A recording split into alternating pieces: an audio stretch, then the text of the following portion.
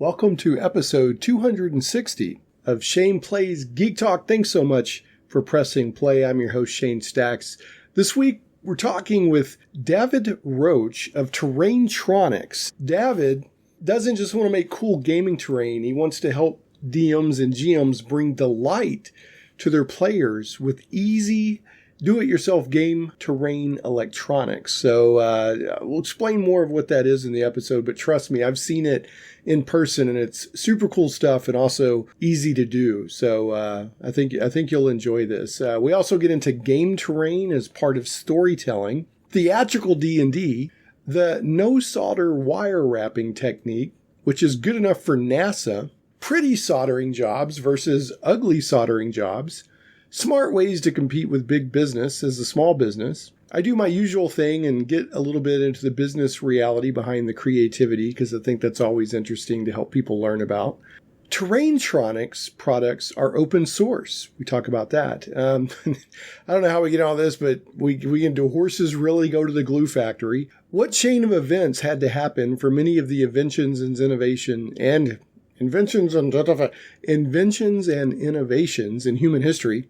Think mushrooms. And a minor tangent to casinos, pit bosses, and getting comped at casinos, plus a whole lot more. I want to remind people the last episode 259, was Grindhouse Cinema with Levi Combs of Planet X Games. So if you're a movie buff, especially a Grindhouse or B-movie buff, go check that one out. And Levi also does cool stuff with Planet X Games as an RPG publisher of modules and gaming resources and zines and that stuff. So anyway, with no further ado, shall we play a game? Why, yes, I believe we shall. Oh, I got a live one here. Getting geeky all up in your podcast. It's Shane Plays Geek Talk, a journey into the things we love. I'm your host, Shane Stacks. Thanks so much for pressing play. As always, got a very cool show this week. This one, I've never had a topic like this before, so I'm excited to have it on. It's definitely gaming and tabletop RPG adjacent, but you could probably have other applications to it, including making stop motion miniature films. I don't know. You could use this stuff for a lot of things. But my guest is Dafydd Roche of Terrain-Tronics, who I met at the most recent North Texas RPG Con. And Dafydd, welcome to the show. Thank you very much. Thank you for having me. Really appreciate the opportunity. Glad to have you. I enjoyed meeting you at North Texas. I made a point of coming by your table more than once. I was taking pictures of your stuff and putting it out on the North Texas RPG Con Facebook saying, hey, go check this out. And this happens when you're a vendor, sometimes you get in a room that doesn't get the main foot traffic. So I was really like, hey, you got to go check this guy out. So, and I mean, I know people were seeing your stuff, but I was kind of trying to be a town crier a little bit. I appreciated that very much. Yeah, you're welcome. And then I went to, Stefan Picorni from Dwarven Forge. And I was like, this is a marriage made in heaven. You guys need to talk. Yeah, he stopped by later on and we had a great chat. And we're now connected on Instagram and text messaging back and forth, swapping ideas. That was a great connection, which I'm very grateful to you for. Yeah, well, you both seem like cool guys. Stefan's a nut. He's so enthusiastic. I don't know if you've ever seen the Dwarvenaut. He's got a documentary out there about him and Dwarven. I almost paid for it. The only way you can watch it right now is to buy it online. And I was like, okay, I can't force the wife to watch this. Yeah, well, it's worth watching if you ever get a chance. He's such a unique guy. But anyway, he makes great dungeon terrain, and your stuff is like a perfect match made in heaven, in my opinion. So why don't you tell? I already know, but tell me, and you're really telling the listeners, what is Terrain-Tronics? What is this all about? Sure. So I make electronics and so on for tabletop terrain essentially, and for people who do cosplay and things like this. So the idea is, I was looking at a lot of the stuff that the guys who make big train sets make, right? The lights all over the place, and the little crossings and things. But the luxury those guys have is space. Right, most of that stuff is in fixed installation. It's hidden under the table, big control boxes and things like that. Whereas when you're making terrain, and especially as a tabletop RPG, you're moving stuff onto the table, you're moving stuff off the table, and so a lot of this stuff has to be miniaturized in such a way that you can really you can really fit it in as part of the terrain. And then on top of that, right, we have to look at how do we control such things, right? Your average your railway diorama person, has a big control panel, right? They put on their little hat and they pretend to be the controller, right? Right. You don't want to do that as a DM. As a DM, you kind of want to hide and be sly and just have the table do it itself, or make it look like the table's doing it itself. So yeah, that's where all this came from. And it's so far it's been a lot of fun. I started off playing 40K 25 years ago, right? And So was I that your entry into gaming? Or did you come in from yes. tabletop wargaming as opposed No, to? yeah, yeah. I came in from tabletop wargaming, and I started off doing tabletop Terrain-Tronics. Really, initially it was for 40K players and so on, right? Because I was thinking LEDs on the terrain, all this kind of cool-looking futuristic cyber stuff. And what I discovered, and I don't mean this in a disparaging way against 40K players, is that terrain for wargaming tends to be much more line of sight blocking. Terrain doesn't tell a story. It's not part of the story, right? It's just you could use a can of beans or you could use a silo, right? And it Right. doesn't matter. Well, they may put some effort into it for atmosphere, but it's like I said, it's a game mechanic. The terrain is a game mechanic, right? Right, right. It's not part of the narrative. And so very quickly discovered what people were doing in D&D and other role-playing games and so on. I discovered that the terrain is much more of a narrative. It really tells a story. And if you can, either whether it's, I don't know, simple lamps outside a home or a tavern or something, that tells you, hey, it's evening right now because these lamps are on, right? Little things like that, or whether it's a trap, with spikes on it that gets fired, when players take the wrong turn. You can tell a lot more. You can really sell that. What's the word I'm looking for? But being part of the story, right? You're seeing it, you're hearing it, you're in some cases even feeling it with vibrations in the table, almost like an Xbox controller. You're selling that concept of being part of the story and really being there. It doesn't Yeah, take much. The brain fills in a lot of gaps. it does. So I want to kind of touch on a couple of things you mentioned there. One, I went and got my son and brought him back down to your setup, and he literally. So you had multiple things set up. You had a forest village. You could call it an Ewok village if you want, but it could be used for a lot more than that. Little platforms in the trees and little flickering lanterns and a fire pit.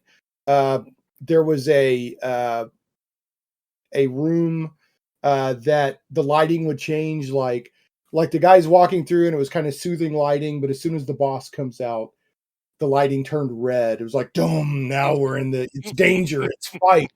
Um, there was another setup where it literally the terrain was actually part of the gameplay, where there were pressure plates.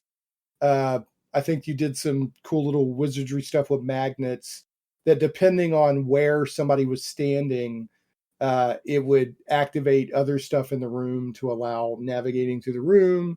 I think maybe it was a lava. It was we had to Hmm. get a Hmm. barrel to get some lava, something similar to that. You had another thing, it was a hallway, and I definitely want to touch on this. You mentioned the traps. So you had this little minifigure going down the hallway, and spikes shot out of the wall and got the minifig, or the miniature, not a Lego minifig. It was an RPG miniature, and my son actually gasped and clapped his hands in delight. So he loved that. So, players will eat that up. So, and then you have, like I said, you've got other stuff. And there's in the show notes, if people go to the show notes at shaneplays.com, and of course I'll let you give out your YouTube and other stuff as well, David. But in the show notes, I'm going to link to the video of your forest village, your quote unquote indoor Ewok village. And it's it gives it one thing I like about that video. One, it shows off the quality of your work, but you don't just this impressed me. You don't just say, "Hey, here's this neat thing I made. Go to Terrain-Tronics.com and buy all this stuff." You spend about 90% of the video showing people how to make it, and then if you're like, oh, and if by the way, if you want some of what I used, you can get it here. And you weren't always referring to your own stuff. Sometimes you were referring to other vendors. You were giving credit to other electronic engineers. So I was very impressed with that. I appreciate that. Yeah, it wasn't a commercial disguised as a video. An infomercial, right? Yeah, Buy now, get a free set of steak knives. Yeah, right. Yeah. You can cut a tin can and then slice a tomato with them. Yeah. So no, and so I was impressed with that. It was a very interesting video. I've got some background in electronics. I was a electronics technician in the Air Force, but I mean, you obviously know your stuff. The way that you so confidently talk about stuff, it's obvious that you enjoy this. You like playing with it. So I'm guessing this is one of those hobbies that you started doing stuff and you're like, well, let's see if I can maybe help other people or make a little money or something. That would be, I know you said you came out of wargaming, but what actually led you to go, where was the jump into Terrain-Tronics? Okay, so let's talk about the motivation. I think that's what we're really going with here. So I have a day job in electronics, and clearly, that takes care of the healthcare plan, and that takes care of the 401k and so on. So, starting Terrain-Tronics was never about, this will make me a millionaire and put my son through college one day and all that kind of thing. It's more about how can I help people delight the players when they sit around the table. Yeah. If I can be 3 to 5% of your terrain build, that when you unleash it on your players, they go, "Whoa!" That for me gives me warm and fuzzies. Like deep down in my core, it's giving me warm and fuzzies. That just to think that I'm helping somebody create that wow at the table. And so, there's many ways we can do that, right? I started off just with, how can we make things look pretty and tell a story? Again, lamps outside a cottage, right? And then came, the concept of, how can I make the dungeon master into the Uber master, if you will, with a remote control? So, he or she can, change how the table is behaving with a slyly hidden remote control in their hand. And then, the last thing was, how can we make the table drive itself? So the DM just sits there with a grin on his or her face, watching all of this happen on the table. And you walk through a few of the demos I put together for North Texas RPG Con. The Endor Forest, if you want to call it that. That's an aesthetic, narrative. Look, right, it's lights around the terrain. It was the largest piece of rechargeable terrain I've ever seen. That's the only one I've ever seen, but so the largest one.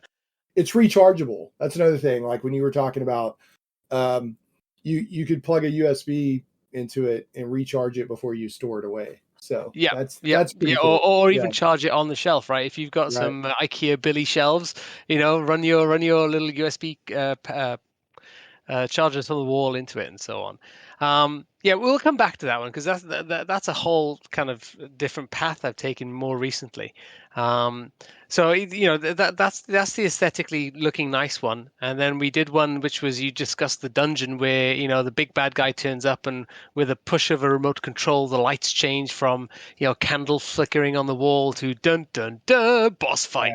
Which was nice. I mean, that was a I mean, players would love that, right? Because you're, Yeah. like you said, that's telling part of the story. It's like music and lighting in a movie, right? Yes, So yeah, exactly, exactly. And right. think of it like this, right? Play. I've played a few games of D&D myself now at a place here in Dallas, and I've watched few episodes of Critical Role. It's a bit much for me, but I've watched a few of those and a few of the others streaming on Twitch and so on. And everybody loves the words "roll for initiative." It's almost as if the DM doesn't even say "get ready, guys, you're about to fight." They just say "roll for initiative," and everyone goes "yay!"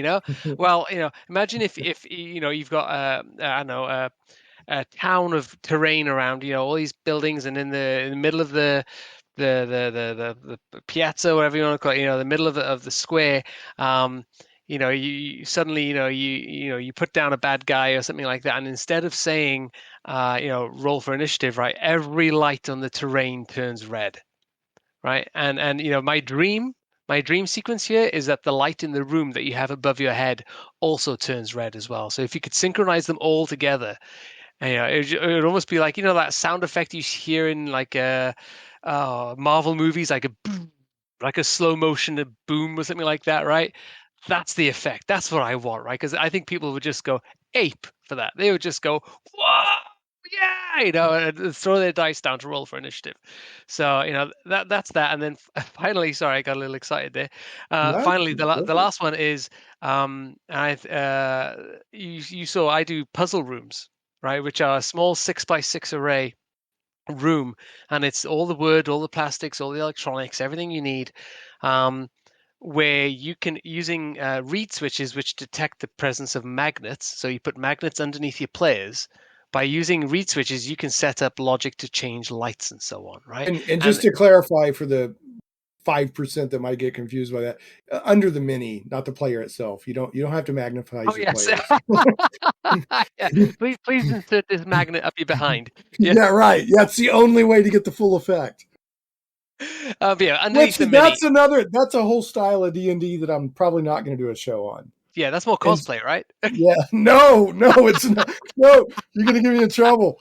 All right, back to the minis and magnets. Minis and magnets. So the idea behind the puzzle rooms was more like, how do I make a miniature escape room? I'm not sure if you've tried one of these escape rooms, but there's typically many puzzles one after the other. And one of the ones I developed for the tabletop RPG was North Texas RPG Con, sorry, was a lava room. Is a river of lava, and when you stand on the right place, it switches the light off. And all that is a switch, a magnetic switch that is triggered by the mini with a magnet underneath. But when you couple that kind of mechanic with a little bit of storytelling and everything else, right, it really pulls people together. It moves D&D away from walk, fight, walk, fight, walk, fight to walk, fight, solve a puzzle together, right, and then move on and replenish and get to a fight and so on. It just changes the dynamic a little bit, and that's what I was trying to do. The other thing is that the DM isn't even involved in that in a way, right? The DM can actually sit back and watch the players solve the puzzle together. Right. I love that idea, right? One of the things I've seen is often the DM is the bad guy, whereas with a lot of stuff I'm building, the mechanics are built into the table itself, and the DM is just keeping everyone, following rules, if you will. Right. Yeah, playing goalie, just keeping them or Yeah, playing. Yeah, just keeping them the, within bounds yeah, or yeah. something. Yeah. The referee, the Yeah. linesman, right? Whatever you want to call Yeah. it. Yeah, exactly. Yeah. So yeah, it's almost like the DM is insert or the GM or the narrator, depending on what game you're playing. Yep. There are games where you're literally called the referee. It's almost like in the terrain you've inserted a mini game. So instead of saying, "Okay, give me an intelligence check," or whatever, you just sit back and let the players actually physically manipulate their minis and Yeah. figure out the track or the Yeah. trap So or the puzzle or whatever. Um, and that doesn't mean that if the wonderful thing about a tabletop role playing game is the GM can manipulate it however he wants. So if he sees that the people are struggling, he could go, "All right, you give me an intelligence check," and you go, you might want to think about looking for a pressure plate, or you know what I Yes, mean, just something exactly. like that. So Exactly. you could either make it a blend or of styles or whatever. So one thing that I liked about your presentation at your table was you were showing all the little, you're like, okay, so this thing uses these components, and yeah, you could do some wire wrapping. That was good enough for NASA to go to the moon and all this stuff. So without being at your table, can you walk through some? Can you give me Yeah. some of that great? And I don't mean this. I don't mean this in a bad way. I mean it in an impressive way. It was like a ringleader at a circus or a carny, like giving a really great spiel. And I don't mean that negative. I No, was no, no. very I don't take it negatively. It's yeah fun for me that you actually remembered some of the messaging, right? So, um, one of the biggest roadblocks, right, that stop people getting into electronics, there's two of them, right? One, what if I break it and I can't fix it? And then I've wasted all my money, right? So step one, you have to make whatever you sell indestructible. But step two, a lot of people don't want to solder, right? They don't want to sit there with a soldering iron and learn how to solder. That's a whole other hobby they don't want to learn. They just want to assemble it and get going. And in my day job, about 2, 3 years ago, I visited a big electronics manufacturer, and we had samples of our parts or something. And this lady says to me, "Oh, can I wire it into my existing system?" And I said, "Oh, well, you haven't got a soldering iron here." She goes, "Oh, I don't need one of them." And she reached for something that looks like a screwdriver. And I was like, "What's that?" And she goes, she's the one that told me that this is the technology that took NASA to the moon in the 60s. And so, the phrase you used. Yeah, there was your yes, phrase. Yeah. yeah. And so I'm almost copying word for word here. This is, you can't see it because this is a verbal podcast, but a wire app tool. And essentially it takes very, very narrow wire that you buy from Amazon, right? The last time I bought some from Amazon, I bought in for $10. I bought enough that I'll probably have some left over to pass on to my son, right? That's how much Yeah, wire right. That's how you much get, you right? got. Yeah. And the wire app tool itself, and it essentially wraps the wires really tightly around pins on a circuit board. So when you buy, for instance, a circuit board from Terrain-Tronics, the simplest one we sell comes ready to go. You plug USB in, and then you have to connect LEDs to it. And the way we connect LEDs, you can either use wires which already have like connectors built into them and some hot glue. Some electronics people are turning in their graves thinking that you'd use hot glue near connectors and things, but if the Chinese can do it, so can I. And, If it and works, then well, let's. I mean, if it works, it works. I mean, yeah, yeah, does exactly. does does it does the signal conduct?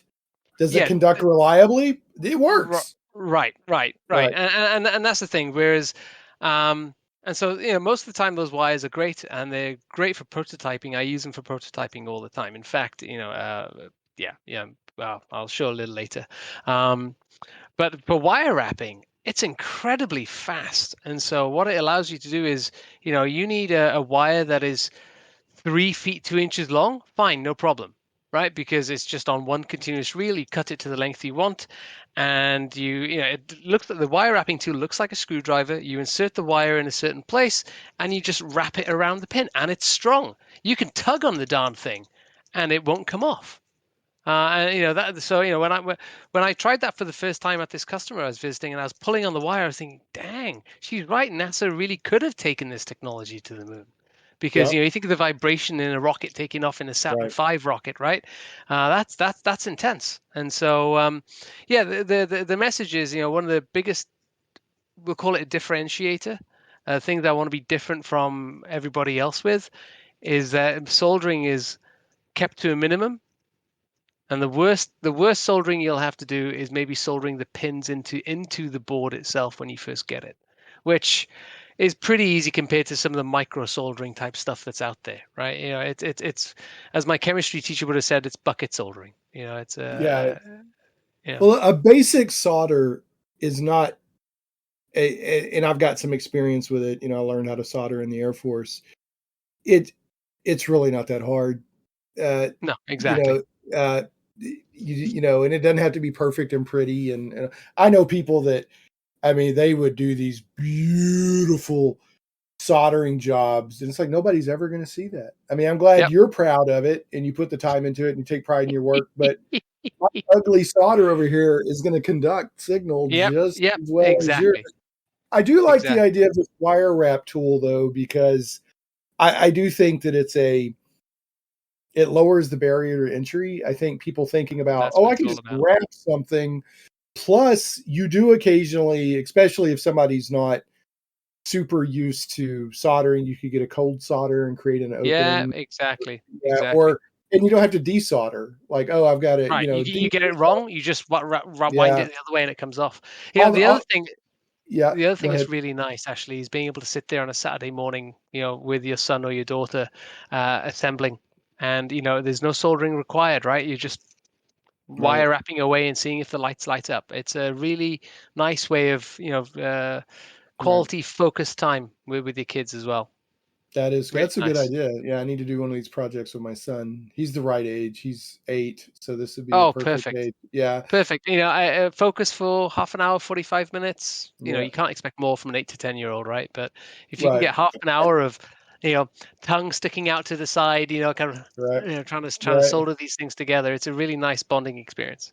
Yeah, I love it. And I want to, this is a good opportunity to mention, this will be in the show notes, but people can also, search for Terrain-Tronics, terrain just like terrain, tronics like electronics, but tronics. And on your website at looks like tindy.com, but people just search for Terrain-Tronics. It'll take you there, or go to the Yeah. show notes for this episode at shaneplays.com. You actually sell that wire wrap tool. Um, and as well as multiple other components and pieces and stuff like Yeah. that. Um, now I do get some listeners outside of the US, and on your video you mentioned is it Etsy for the Yeah. European? So Okay, if for Europe has this wonderful law now for shipping anything into Europe, you have to be registered with the European government or European, to pay tax for import tax and so on. And so right. Etsy's already done that for me. So Okay, so for European orders, you just go onto Etsy and search Terrain-Tronics, and then for US, just go to terraintronics.com. The okay, pricing's there the you go. same. It's just made easier. But the Right, first stop for everybody really should be the YouTube channel, frankly. right, Learn about the product. There's a whole bunch of collaborators. I've worked with a lot of folks on YouTube as well, people who make terrain mainly. And yeah, they've really enjoyed the product. Really, really, and it's funny. People start off with just one little board, 4 lights around the place, and then before I know it, they're asking for, 4 boards because they want 16 lights around the product, all flickering, all flashing, all singing and dancing. right. So do you get, I mean, your online store, your website is more focused on individual components that you can bring together and build whatever you want. Lights, you've got flickering LEDs, Hmm. you got string lights, you've got terrain kits that aren't even electronic. I mean, you got all this stuff, the remote controls, uh, LED drivers like a circuit board to control Hmm. LEDs and whatnot. Are you getting a lot of requests that people want you to build something for them? And do you go for that? Uh, Only one person has asked me to build for them. I'm surprised. That was Stephen Picorni. He's like, "Oh, I like this stuff. I want, clearly he wants custom stuff, right? Because when he Right. DMs, he wants it to stand out." Well, and he does. That actually, sorry to interrupt you, but that touches Yeah. on, this is where the Venn diagram of Terrain-Tronics and Stephen Picorni overlap. He's into what he calls it theatrical D&D. Hmm. So he builds these elaborate, so like what you do is you help people create theatrical D&D boards and Yeah. presentations to add atmosphere to the play. So, but I have to admit, I'm surprised that he's the only one that's asked you for anything custom. I figured that'd be the automatic thing, like, oh, I love what you did there. Can you build me one of those? Yeah, and the answer is no. I'm not. I don't consider myself very good with card, foam, and glue and paint. I'm good enough to get by, right? The 5 demos you saw at North Texas. I mean, that took me a long time to put those together. There's a Did it? whole Okay. row of ones that look terrible. Um, Okay. And so, there's a lot more skills out there in paint and glue than there are in electronics, right? And so I try to focus my time on making the electronic side as easy as possible. So that talking about the foam and this and that and the other, what was the software you showed in your video about the indoor forest? It was 3D rendering, but it let you like foam everything out like you were working. What Yeah. was that? So That was so cool. Yeah. yeah. So I used I have a VR headset, and there's a piece of software called Adobe Medium, which you can run. It connects to your PC, and you can essentially model in 3D with the goggles on.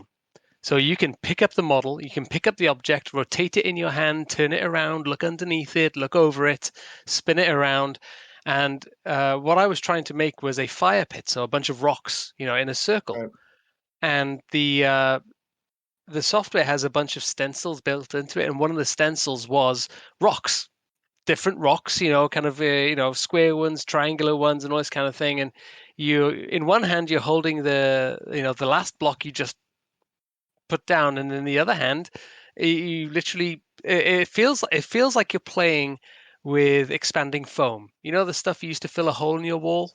Like you Yes. squirt it and it expands. It feels like that.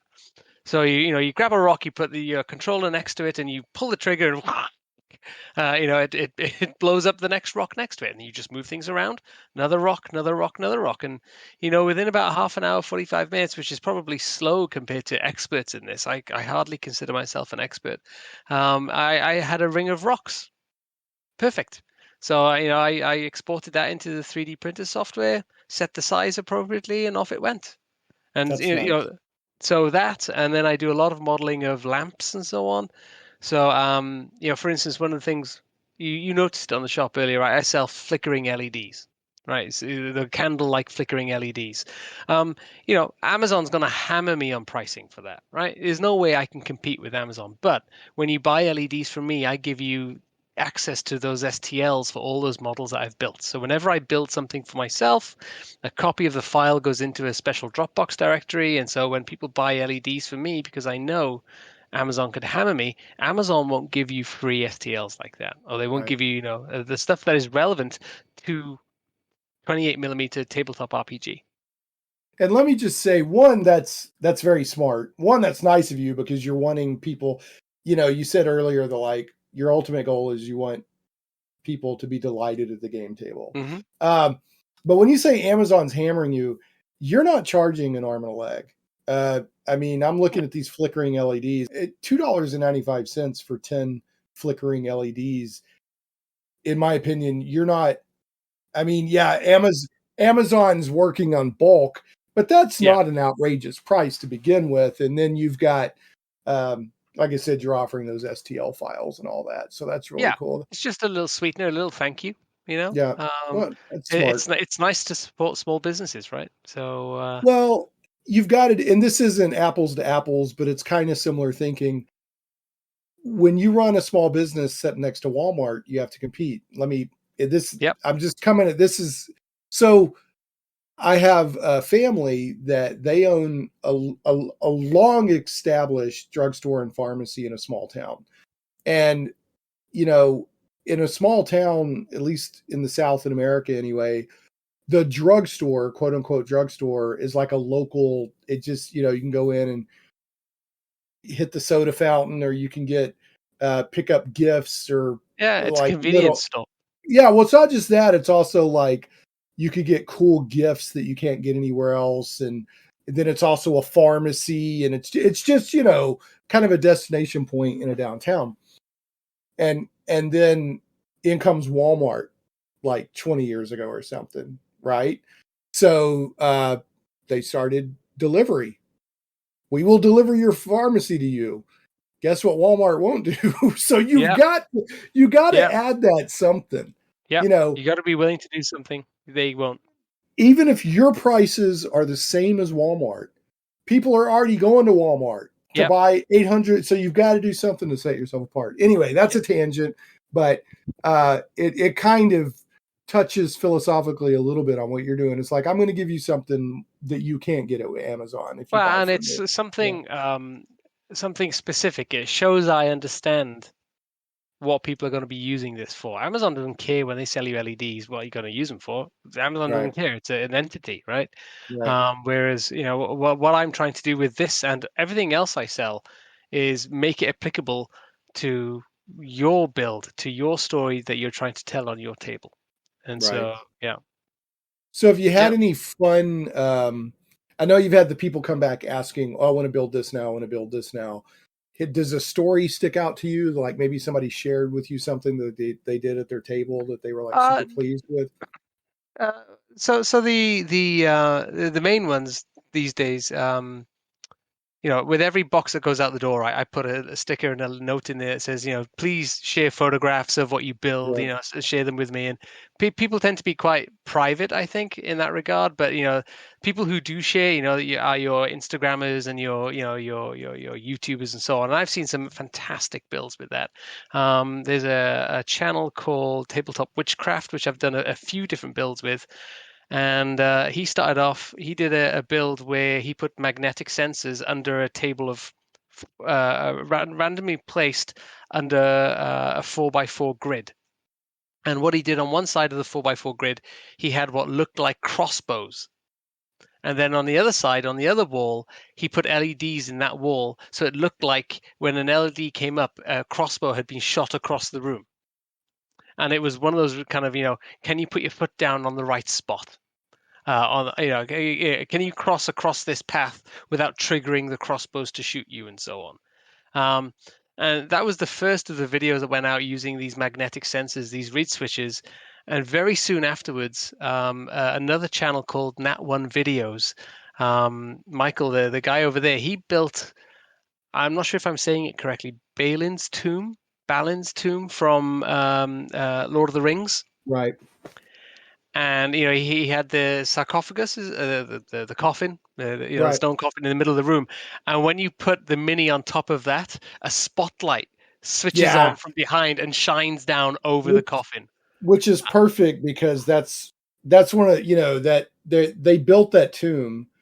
I'm talking about like it's a real thing. Tolkien to me is very real. I just finished reading the Silmarillion and I love Tolkien, but yeah, they made it so that sunlight would pour in like a spotlight just on that tomb. Yeah, so that's Right, perfect. Yeah, that's right. perfect. Yeah. But the wonderful thing was, I didn't even know this guy over at Nat One Minis at the time, and months later I was talking to him.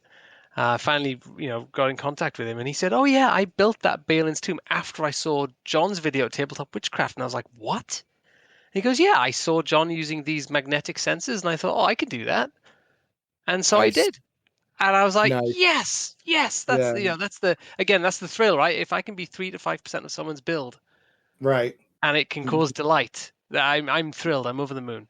Well, the funny thing is, and the same thing happens with movies, TV, animated stuff, even some songs and music. That 3 to 5% can pack a far stronger punch than that 3 to 5%, right? Just the right color, just the right something, just the right illumination. Yeah. So yeah, having like you could look at that Balin's tomb, and it's not Balin with a big book. He's in a tomb. So you could have that, and it looks great. You could be totally impressed with it. But then that little spotlight comes down, and then it's magical. And suddenly Right. people are talking about it, right? Did you Right. see this? Did you see that? Right. It's so Right. cool. Yeah. Yeah, that is cool. I'm going to add links to the Tabletop Witchcraft YouTube channel and also the Nat One Minis balance Nat One video. videos. Yeah. Yeah. Is it Nat One Minis or is it? No, Nat One videos. Okay, Nat One videos. I'll send you links offline. Okay, yeah, I'll add them to the show notes. Folks, go to shaneplays.com, check out the show notes for this episode. But yeah, actually, you mentioned Tabletop Witchcraft. When I first walked up to your booth, you had a monitor, like a computer monitor, and it said Tabletop Witchcraft on it. So at first, I thought that was the name of your endeavor. No, he's just he was one of the first YouTubers I worked with. and he does an even better job than I do of showing how easy it is Okay. to hook this stuff together. When I first started talking to him, he said, "Yeah, I have a soldering iron, but I've destroyed it burning foam." He used to use it to burn foam Right. to put Oh, he texture into used it foam. as a He used As it a, as a tool, sculpting tool. right, Yeah. exactly. And I was like, okay, we got a long way to go here. And so, I've never so heard of somebody using a soldering iron that way. Never. and so, yeah, but he's a massive believer in the wire wrap tool and just wiring things up so easily and not being scared of breaking it. Yeah. Not being scared of breaking it. Just try it, and if it doesn't work, take it off and scratch your head and try again. Right. So speaking of, you were talking about, you know, making stuff easy to do, etc. So if somebody's interested, it's like, I would really like to try this out, but my comfort level on electronics is low. Mm, mm. What project would you recommend to them to build their confidence right out Right. the gate? So the gateway drug is and you'll see it. So all my projects on Terrain-Tronics.com, they're all named after Welsh castles. All right. I'm from Wales originally. There's 600 castles in Wales. That's enough projects to keep me from now until retirement. And so the one to really look at to get people hooked is the Conwy Castle. Conwy Castle is a USB in, so you take a USB power bank if you like, or you can use a little coin battery thing. But I like USB power banks because everybody has them. They last a really long time and they're really easy to use. So it takes USB in and it gives you 4 LED outputs with a brightness control. So you hook in 4 LEDs, 1, 2, 3, 4. No need for any extra parts, right? You wire wrap them on, or you just use a little jumper wire. And if it doesn't work the first time, you just turn the wires around and it works that way. And then you sit there with a little screwdriver, literally changing the brightness until you get what you want. It Nice. just works. Nice. So you saw the cottage I built at the North Texas RPG Con, right? I had a cottage with 4 lamps outside on brackets. Yes. Yes. That's just a colony board, and it And just that looks so. That's one I didn't even mention. That looks so cozy. Come on in, adventurers. It's so cozy. Is it Conwy Castle? Conwy? Conwy, Conwy? Conwy. All right. Yeah. Conwy So Castle, which is not a castle. It's a small circuit board. the small circuit board, the size of about the top joint of your thumb. Yeah. It is. They are tiny, and so that can be hidden in the building. It can be hidden in the base, right? You saw the Endor Forest that I built. That was a Conwy Castle board. I had a rechargeable battery in there and a Conwy Castle board, and that was it. There's a Conwy Castle. There was one of the output channels connected up to string lights in the trees, which I got 20 sets of string lights for $10 on Amazon, I think. Again, I don't. If I'm not going to fight with Amazon, I'll send business their way. Right. And then Again, that's something that impressed me in your video. You're like, go to this person for this part, or order this from them. You weren't trying to hog everything. So, well, what am I going to do? If I'm going to try and sell something, right? I mean, I'm going to have to, owning a shop 101, you double almost whatever you buy something in at. If I buy something for $1 to make it even worthwhile selling, I have to sell it for $2. If it's something I'm not touching in any way, if it's not something I'm adding value to, and so yeah, I mean, why buy from Amazon to resell to somebody else and double the price? I mean, you may as well just send them to Amazon in the first place. well, let me interject there if you don't mind. I always try to do this with people that I have on, no matter how creative the endeavor. You touched on something that is very important, and I always try to stress to people. You said running a shop 101 or owning a shop 101. Yeah. There's a business side to this stuff, and the artists, the creators, the writers, whatever that I talk to, that at least break even, if not, if you're doing it as a hobby, you're hoping you're at least breaking even, Yes, right? exactly. If you're making a run at it to be your livelihood, you want to do more than break even. But there's a business behind. I always try to stress this. the war, man, it sounds mean, but the world doesn't care about your dreams. It Oh yeah. sounds terrible because that's so against, everyone's like, follow your heart, do this and do that. And chase your dreams. Yes, chase your dreams. Like doing this podcast for me is something I love to do. So I put Right. time into it and da da da. Yeah. But there is a reality to it. Like you've got to, I used to work with a guy who owned a business. We called it covering the nut. You got to cover the nut. And I guess maybe that means a squirrel storing up nuts for winter. I don't know. I don't even know where that term came from. If you go into it purely on dreams, and I feel excited about this, you'll lose money. You will get pilloried.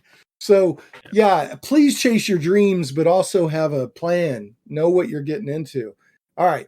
And there is that 1% of people out there that will just charge into it, not knowing what they're doing, and succeed beyond their wild. Yeah. And good for them. And good for them. But that's not a plan. It just happened to work out. So anyway, all right. No, I'm glad you touched on that because D&D like this is not the place to make a living, right? I mean, you can go onto my Tindy store today, and it tells you this store has had, I think it's 153 orders since it was started last year, right? You do the math on that. If you said the average product on that is $15, right? You could do some back of a napkin math and work out that I'm not sending my son to college on that, right? And so you'd need a far bigger market. But it sounds like you haven't lost money either, right? Not yet. Hopefully, not yet. Not yet. Yeah, it's it's coming along. It's coming along. There's still a long ways to go. One of the big things I decided very early on was that everything I do is going to be open source. And so, very cool. and some people think that being open source is dangerous for a small business, right? Because you're giving away your secrets. For me, open source means all the schematics for my boards, all the code that I write, everything is open source. You can go online, you can find it, you can modify it, you can tweak it. But I also came to the conclusion, I was still early on, I was still trying to decide, is this going to be something I'm going to be doing in 5 years? Is it something I'm going to be doing in 10 years? Right? Longevity is a challenge, right? In a small business that you're starting, you have to be prepared if it's not working after 2 or 3 years to take it out back and send it to live on the farm, right? It's whether you put a bullet in it or not. And I decided at the beginning, I said, okay, I'm going to make this open source so that either people can adopt it quickly and easily, they can see my working. I don't need to support them all the way, right? Schematics being open mean that if somebody can read schematics, they can understand how the board works, rather than asking me and pulling me away from my 9 till 5 to do that as well. Right, because they're trying to customize that one little thing, right? Right, or change the software, right? Change the colors of the LEDs and so on. Right. And so, being open source was very, very, very important to me, and it was driven by both A, passion, but B, business sense these days. Yeah. Well, so what is your ultimate hope? Like, you said you got your exit point, and that's another good point, which I've done stuff where I haven't followed this advice and I've gotten myself into trouble. You've got to know when you say I'm out, no matter how much I love this. Oh, when I start losing money, that'll be my out. For now, I'm breaking even. The money I make pays for new circuit boards to be developed and sent off to China, right? And then the parts come back and I manufacture them here in my garage. If I ever start to get to the point where I'm losing money and like month after month, I'm like, oh crap, I'm losing a couple of $100 a month, or maybe even more. Then it'll be okay. Everything is open to you guys. Here's the designs at a local China manufacturer if you want them, and I'll let it set sail from there. So that's when the horse goes to the glue factory. Right. That's when you take it out back and shoot it. To live on the farm. Yeah. Did they ever really where did that phrase come from? Did horses ever really get turned into glue? Have you ever heard that phrase? Did. Yeah. No, it's yeah. They still do? I'm not sure they still do anymore, but they were, right? It was the marrow in the bones. They use that to make glue. Life is bizarre, man. I just want to know who discovered that in the first place. Right. How does this stuff happen? Well, it's like, you remember Fight Club, right? Did you ever see Fight Club? Yeah. Where they turn the soap, right? The fat into yeah, so they came into, it's like how do they figure out fat? I mean, is that real? Did they make it up for the movie? But there's so many inventions and innovations in human history. It's like, what chain of events could have possibly? Well, no. The one is like poisonous mushrooms, right? The Yeah, I was poor just guy, thinking the about. poor guy who discovered that mushrooms, these mushrooms are poisonous, but these ones are okay. Hey, Dave, it's your turn to eat the mushrooms again. Fuck no. Sorry, you have to Right. edit that, but yeah. Yeah, I'm gonna like screw you, man. I don't need seasoning. I ate the mushrooms last time, and all I could see was Yeah. stars for a while. Oh man. Yeah, it's like learning what's edible. What Yeah, uh, and there's another corollary to human behavior. They're like, because Neanderthals and Homo sapiens are not the same species, but they're right. close. But yet there's Neanderthal DNA in some human DNA, which leads to the inevitable conclusion. Somebody went, I wonder if I can. Yeah. That's such a human trait, right? Yeah, it's a Saturday night. I'm kind of lonely here. These monkey people over there. It's Oh 2 o'clock in the morning. I got my beer goggles. It's got my beer goggles on. The last song of Yeah. the night's playing in the Oh, okay. pub. How about that one? Who discovered beer? Who discovered that you could ferment stuff, and when you drank it, it made you feel kind of funny. This is exactly what I'm talking about. There's so many. What chain of either accidents or purposeful human stupidity and recklessness led to all this stuff, man? Purposeful So, human stupidity. That sounds like the name of a bad band, doesn't it? They were a prog rock band. yeah, there's just a bunch of hold my beer moments in human history that led to wonderful innovations. So Yeah, no doubt. anyway, all right. So getting us back on topic. Yes, please. So you were saying that your intro drug project is Is a Conway um, board. Yeah. okay. Let Is a me just Conway board, and yeah I've got so I'm a member of a few different discords. There's the Tabletop Crafters Union, and a few of the channel specific ones like Nat One Videos has a good Discord. That's a Patreon only one, and a Tabletop Witchcraft again. And a lot of those guys. One of the guys from one of those was asking me about doing a prison with a number of cells in it, right, for some kind of Arkham horror type diorama. And I said, well, you could just get one big circuit board and all this, or you could just go buy 2 or 3 of these things, 2 or 3 Conway boards, and just wire them up in parallel next to each other. And he goes, oh, that's easier. I said, that's the easiest thing for you to do. Just get it done. right. Just it doesn't have to be difficult. You can do some pretty smart stuff with the bare basics of technology. So Yeah. so Conways are great for that. The nice thing about Conways is you can't burn out parts. You can't put them in the wrong way around. If you do, the light just doesn't switch on. At which Mm. point you turn the part around and And the connect it light up again. And the and the light light comes comes on, on. right? I mean, it's Yeah. it's it's pretty difficult to screw up. And so, if you do want that kind of, I wonder if I can do this type Yeah. experience, that's a great way to start. It kind of reminds me, man. I remember talking about like no solder and easy, and it either works or it doesn't. I remember one of my favorite things to play with that made me feel smart when I was, I don't know, junior high, elementary school, something like that, is you could take a battery. I think it was like a C battery, a D battery, maybe a 9 volt would work. But if you had the right wire, you could run wire from the negative to the positive and then run it to a light bulb, and Yep, then the light bulb would light up. And it was super easy. yep. And you either did it right or you didn't. There was no, there wasn't a lot of troubleshooting involved. So it's like, yeah. So Oh, I yeah, started off years ago with those. Do you remember those boards you used to get with like springs in them, and all the parts were kind of stuck down, and you had wires that you could connect to. You pulled a spring back, and you basically jammed a wire into where the spring was, and then you attached it somewhere else. So you had a battery over here with a pair of yeah, springs, push the wire down, bend the spring back so it catches the wire, and then there's a yeah. light bulb over there. You bring the wire over, pull the spring back over there, and you could build a little Do all kinds ham of stuff. radio. Yeah, Yeah. it was great stuff. That was great stuff. That was the gateway for me years ago. I'm not sure what the kids are doing these days. Probably playing with Raspberry Pis or something complex like that. Raspberry Pis are cool. I mean, I could see. I've got a little Raspberry Pi here that I bought. Just because they're too neat. I mean, one, I like to play with Linux, but two, there's too many cool application. I mean, you can do all Oh kinds yeah. of stuff Oh, with your Raspberry Pi. I've used one here I had so I have lots of prototypes that never see the light of day because I'm still teaching people how to solder one pin to another pin or how to wire Right, wrap, right? I've got one right, ecosystem of people who are just learning to wire wrap, and I've got other people going, how do I do this and this and this and this. But I had the overhead light at the beginning I was talking about, right? right. And being able to control that, and I had the access cards you use like when you work for a big business to get in through the Sure. front door, you swipe. Yeah. So those are acting as inventory items.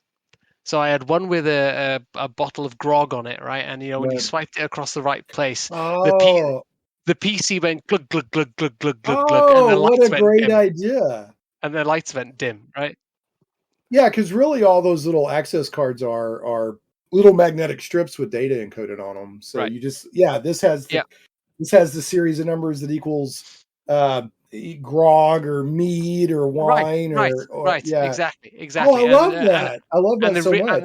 the Yeah. the reader was trained. The reader, I actually put it in a So I went to Dollar Tree and I bought a notebook that was covered in leather. It wasn't leather, right? Right. It was kind of, and I kind of burnt the words inventory into it, right? I put a battery inside it, put a little Wi-Fi doodad, and one of these readers. All inside this, Oh, that is all inside the book. And the idea was you'd give the book to whoever wanted to use the piece of inventory that they had picked up, right. and they would swipe the card, right, to use the inventory. So Right. you want to drink down this magical potion, swipe, and from the speakers you'd hear See, that's so right. great. Yeah, there's so many applications here. I Yeah, mean, you could also have a whole setup where you're like, okay, I'm ready for the lights to turn red. Swipe the card and it happens. Or, I mean, you could do all this yeah, stuff. You'd have to engineer it and all that. But I think a lot of people that would appeal to them, like, oh, which switch? No, I don't even have to remember which switch or button to hit. I just swipe a card and it and yeah. it does what's Or pre-programmed. what I see a lot of people starting to deal with now. Do you know what a stream deck is? Have you seen one of these things? A lot of the YouTube streamers are using them now. The Twitch streamers. It's a Yeah. little control panel that's got, the one I have is 3 buttons up by 5, so it's 15 buttons with a graphic behind them that can change. It's So they can, right. Yeah. I right. know, I know the kind of thing you're talking about. Right, and so that can be used to do stuff with your terrain as well. Yeah. Just hit So this for button, so that for, hit happens. this And button yeah. and all the lights turn red. Hit that button and you get a Yeah. sound effect, right? It's all for your friendly GM to dream bigger, Right. I love right? it. And I had a lovely welcome at North Texas RPG Con, but I found that a lot of the folks there were. It was interesting. I came to North Texas RPG Con thinking, I'm going to sell $10 here, $10 there, it's going to be like lots of little sales. What I discovered was it was more like a casino. I had a couple of big fish that came along Right. that said, I want one of everything. I get it. I'm having the aha moment. Right. And then and then a lot of other people who came in and went, that's cool, but I can't do that. Yeah. And that was an interesting moment. That was a real eye opener. I was wondering to myself if it was just the audience. Would I have a different experience, for instance, at Gen Con's way too big, but a newer convention where there's a A more younger, diversity. Well, well, I just mean, more we could say, diversity. yeah, I mean, there are younger people at North Texas RPG Con, but it's also a bunch of, and I include myself in this mix, like veteran grognard type people. So I don't know. That's an interesting thought. I Yeah. mean, I know that you have a marketing focus in your life. So, it doesn't surprise me that you're analyzing it from that perspective. Um, well, I, anyway, I think the well, biggest difference was I was caught off guard. So yeah. Well, at least you had a couple of big wells that came along. yeah, that's true. That's Yeah. true. That's true. Yeah. So, well meant if people don't know, well just means one person who buys a lot of stuff. Yes. It's not meant pejoratively. Some people might use it that way. I don't. Like comic book shops in a lot of ways are getting supported by wells. There are some Yeah, that's there are true. some people that will buy one of everything, Yeah. and thank goodness for them. Oh So, yeah, there's people who come and dump $500 worth on comics and so on, right? Every other week, right? And those are the ones which pay the rent. Yeah. right, exactly. So yeah, I definitely don't mean it And I think, where did that term come from? I don't know. It's a casino thing, yeah, right? It's a casino yeah. thing. They talk Oh, is about the that where it whale. came from? Yeah, yeah. Well, I know that there's like stockbroker movies where they get somebody on the line and they're like, this guy's a whale. But in that movie, they meant it bad because they were, it was Boiler Room, that movie Boiler Room, where they were selling like illegal stocks. Penny stocks, right? Penny stocks, Yeah, I think it was. it was like in that they meant a rube. They meant somebody who was, Okay. we've got an idiot on the line, and but anyway, moving on. Okay, no. So I'm thinking of Casino. Do you remember the movie Yeah, Casino? yeah, of course I remember And they Casino. talk about like the Japanese whale, like the guy Yeah, who comes in who you comp him everything, and right. he just loses a ton of money in your casino every time he comes. Yeah, So yep.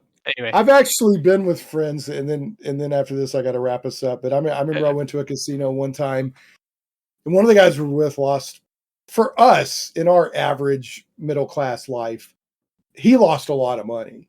To the casino, it probably wasn't a whole lot, but they comped us like free meals in a room, and it makes you feel good. It doesn't equal out against the amount of money that you lost because that guy took yeah. it in the shorts, but they'll do that. Here's another tip. It never hurts to ask in a casino, ever. Hey, can you comp it? You get up from a table and say, hey, can you comp us a meal? A lot of times the pit boss will comp you stuff. So it never hurts to I'll ask. try that next time I go. Yeah. It never hurts. The worst they're going to do is say, no, I can't do that. But at least used to. Now, it's been a long time since I've been into a casino, but used to, I'd go every now and then. And a friend of mine was like, I'm going to see if I can get our room comped, or I'm going to see if I can get our meal comped. It's like, you're just going to annoy the guy.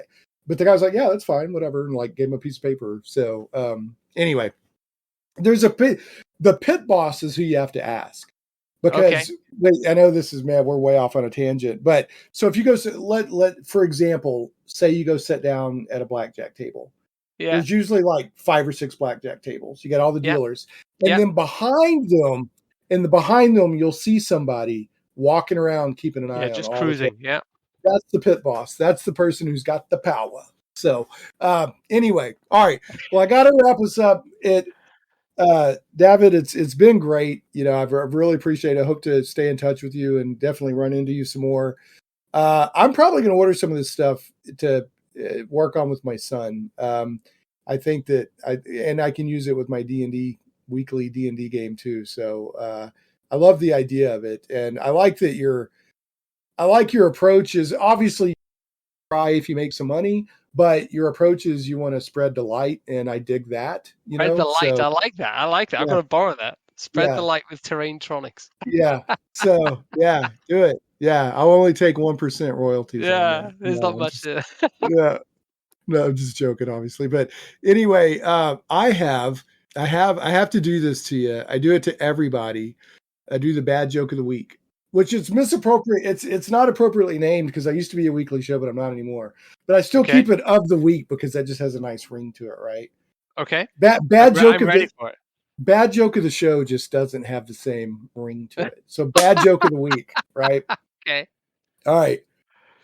And I'm going to put the pictures on the show notes. I'm going to put the pictures I took at North Texas up there so people can see some of the stuff. Please. I should have mentioned that I may put a footnote at the beginning of the show, like, hey, the stuff I'm talking about, describing what you brought, you can go look at. All right. Anyway, so here goes. What happened when the hot dog made a movie? This is like a really bad dad joke, isn't it? Oh yeah, no, it's terrible. Yeah, it's the bad joke of the week. Yeah, go on. It became an Oscar wiener. Oh, gee. Shane, that's awful. I'm going It's to borrow that. Yeah. Ooh, that's terrible. I can't wait to use it. Yeah. That's awful. How can you do that to me? That's it's summer celebrating Lovely. summer. I've got another bad hot dog joke. I can drop it on you. Hold on. I literally did you Google hot dog jokes? No, but when I hear good jokes, I write them down. Okay. All right, here's another one. Why did the vegan hot dog cross the road? Oh, it's got to be wait. It's got to be a joke about did it tell you about it? It's got to be something along those lines. No, it's not. No, I'll save you. It's not. It didn't go out of its way. Yeah, to prove he wasn't chicken. Oh. Yeah, okay. Those are two dad jokes. My son's away at camp this week, but as soon as he gets back, He's getting them? those two. All Double right. barrel. Thank you again, Shane. I really, Yeah, really appreciate David, this. it's been a pleasure having you. Folks, again, that's Terrain-Tronics. Go to terraintronics.com. Go to the show notes at shaneplays.com. Check it out. There's stuff for, go to terraintronics.com. Check out Terrain-Tronics on YouTube. Definitely watch the video for the indoor tree platform lighted forest camp diorama tutorial. And then check out Tabletop Witchcraft and Nat One videos as well. And David might be sending me some more links to add. We'll see. So anyway, we'll catch you next time on Shane Plays Geek Talk. Thanks so much for listening to Shane Plays Geek Talk. I certainly hope you enjoyed this journey into the things we love. For your convenience, show notes with helpful links for each episode can always be found at shaneplays.com. You can catch the podcast in several places, including on the blog at shaneplays.com, iTunes, Google Play Music, Stitcher, Podbean, Amazon Music, Verbal, YouTube, and more. If you like what you hear and would like to support Shane Plays Geek Talk, you can do so for as little as $1 per episode on Patreon at patreon.com/ShanePlays. Thanks again for listening, and we'll see you next time. Stay geeky, my friends.